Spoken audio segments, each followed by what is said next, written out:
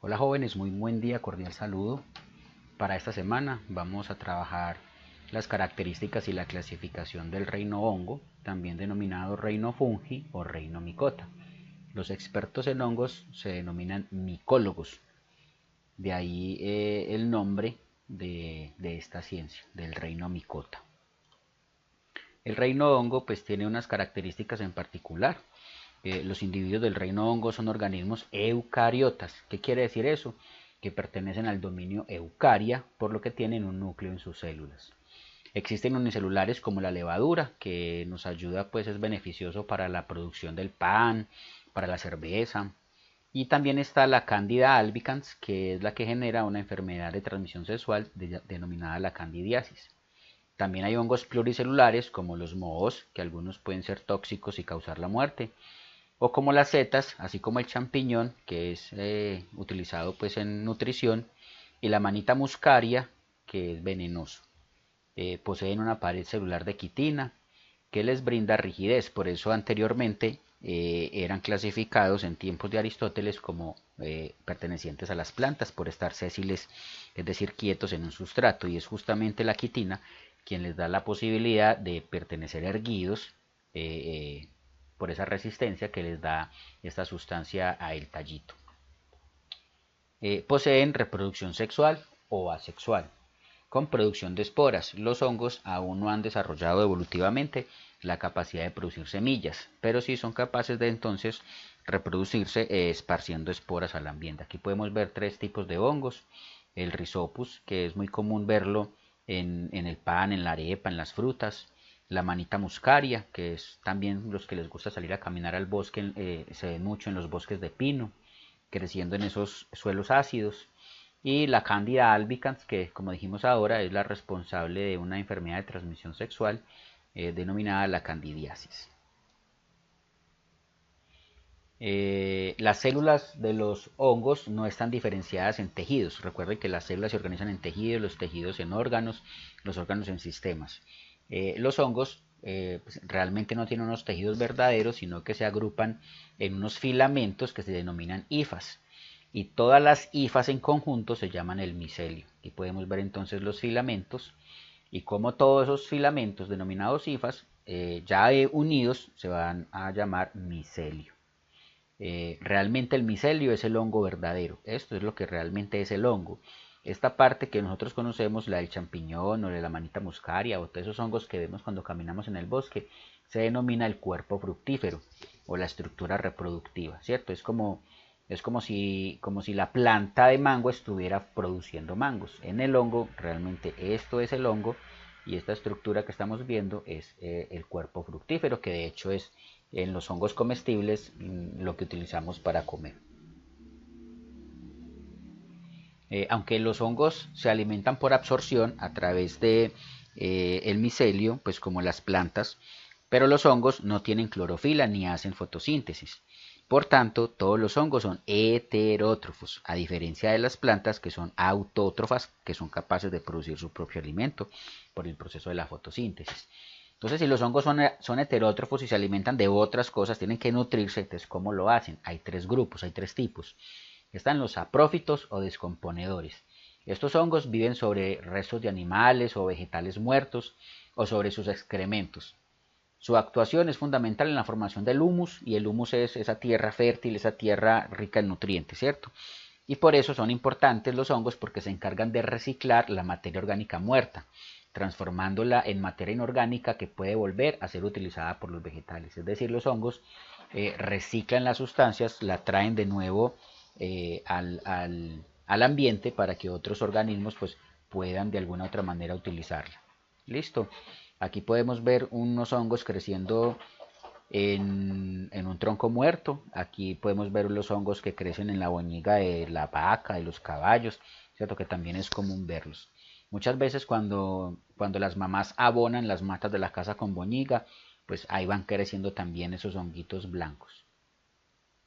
El otro grupo son los hongos parásitos, ¿cierto? Estos hongos obtienen su alimento, es decir, la materia orgánica de otros seres vivos a los que les puede causar enfermedades que se denominan micosis. Recuerden que el reino hongo se llama el reino micota, por eso forman una micosis como la tiña, se llama el pie de atleta o tiña pedis, pero también puede ocurrir en la cabeza, así como estamos viendo aquí en este caso, que se llama tiña captis, y pues ocurrir en otras partes del cuerpo. Entonces, aquí está ocurriendo en la uña, se llama la onicomicosis. Podemos ver aquí una infección en la parte pues como del costado de la piel en el tronco, y son características pues de invasión de hongos que están alimentándose de esa materia orgánica de la piel, del sudor, de las células muertas que produce la piel, de ese tejido pues que también está ahí vivo, también se está pues como alimentando de eso. Y el tercer grupo, de acuerdo a la alimentación, son los simbióticos. Y se trata de hongos que viven asociados a otros seres vivos. Recuerden que la simbiosis es la unión de dos organismos, ¿cierto? Y que un organismo le aporta la vida de uno y el uno le aporta la vida del otro. No pueden vivir separados, ¿cierto? Eso es lo que se denomina tener un beneficio mutuo. Por ejemplo, los líquenes. Los líquenes los ven ustedes mucho en los árboles, sobre todo cuando son árboles muy húmedos, donde hay mucha lluvia o se mantienen pues con la humedad del ambiente. Aquí podemos ver un líquen muy común, este que estamos viendo aquí en este árbol, pero en las rocas también crecen unos líquenes de otra coloración, o aquí podemos ver dos tipos de líquen en esta ramita, este naranjadito y este que es como esta misma especie, ¿cierto? Entonces dice que, por ejemplo, los líquenes están formados por la asociación de una alga y un hongo. El hongo se encarga de absorber y retener agua y sales minerales que se dé al alga. Y el alga, en cambio, realiza la fotosíntesis y proporciona materia orgánica al hongo, de tal manera que un líquen es la simbiosis, es la unión de dos organismos, ¿cierto? El alga y el hongo, pero no pueden vivir separados, tienen que estar ahí junticos. Entonces, de esa manera es que hacen pues como esa alimentación. Vamos a ver un poquito la anatomía de un hongo. Aquí vemos la manita muscaria. Los hongos pues no tienen raíces verdaderas, no tienen tallos verdaderos. Recuerden que estamos hablando de unos filamentos, y esto que parecen raicitas es lo que se denomina el micelio, ¿cierto? Mírenlo aquí, o cuerpo del hongo, se encuentra enterrado en el suelo, ¿cierto? Aquí podemos ver entonces que el micelio se forma el cuerpo reproductor o seta. Todo esta que es la parte fructífera también se conoce como seta. Y las setas, que son la estructura pues reproductora, es la que va entonces a liberar las esporas que darán lugar a nuevos hongos, nuevos organismos, ¿cierto? Aquí en esas estructuras, bien sea en los basidios, bien sea en las cigoesporas, es donde se van entonces a formar estas estructuras reproductoras que van a postergar o perpetuar a la especie.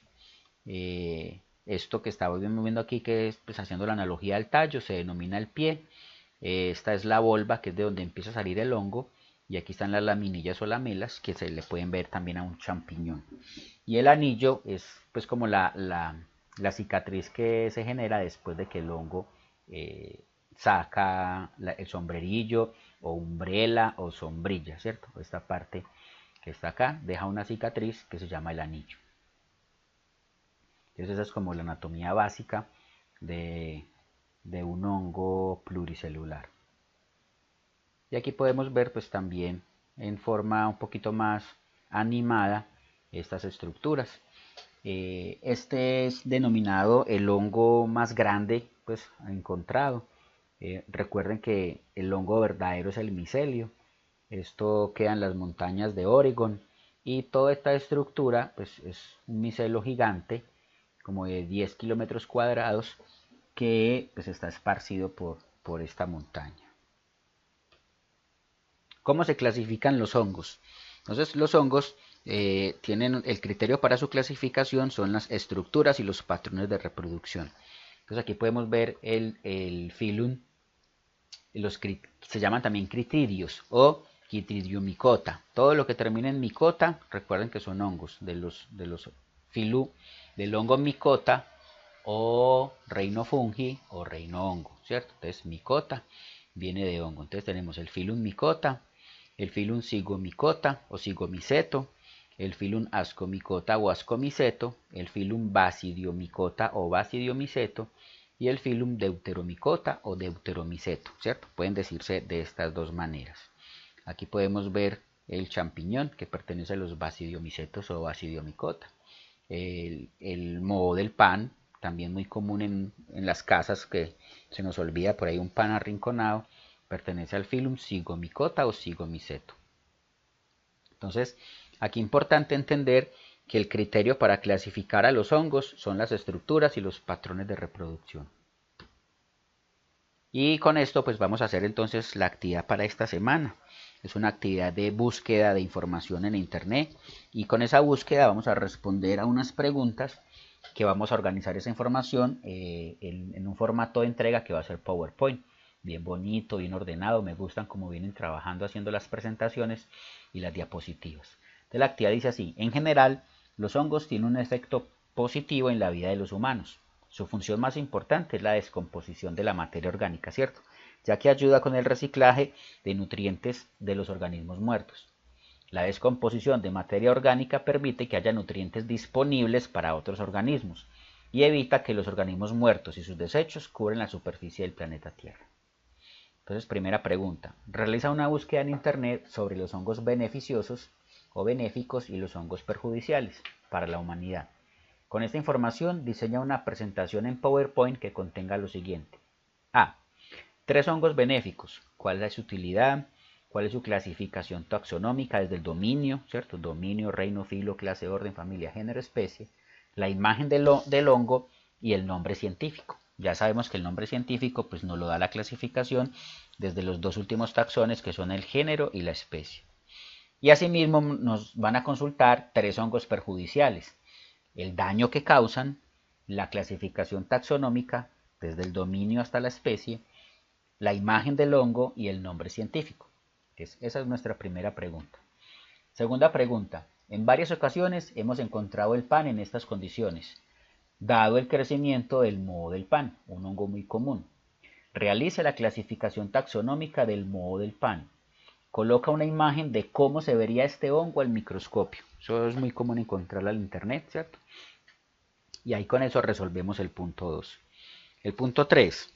Amado por unos, odiado por otros, el champiñón es quizá el hongo más familiar con el que tenemos contacto. Realiza la clasificación taxonómica del champiñón y lo decora pues con imagencitas relacionadas con este hongo. Cuarto, ¿por qué el algodón es más propenso al ataque de los hongos que la lana? Pues aquí estamos viendo una planta de algodón. Recuerden que el algodón es una flor, está formada por unas estructuras de celulosa, y aquí podemos ver la lana de producto pues de la oveja, con unas estructuras proteicas de unas proteínas diferentes. Entonces la pregunta es: ¿por qué el algodón es más propenso al ataque de los hongos que la lana? Esa es entonces la actividad que vamos a resolver de reino hongo. 4 preguntitas de búsqueda en internet, bien juiciosos, cada uno hace su búsqueda, no tiene que preguntarle a nadie nada, todo está en la capacidad que tienen ustedes de buscar la información, seleccionar la información pertinente y ordenarla en una presentación bien bonita y ordenada como lo han venido haciendo. No siendo más, un saludo para todos, un abrazo y hasta pronto.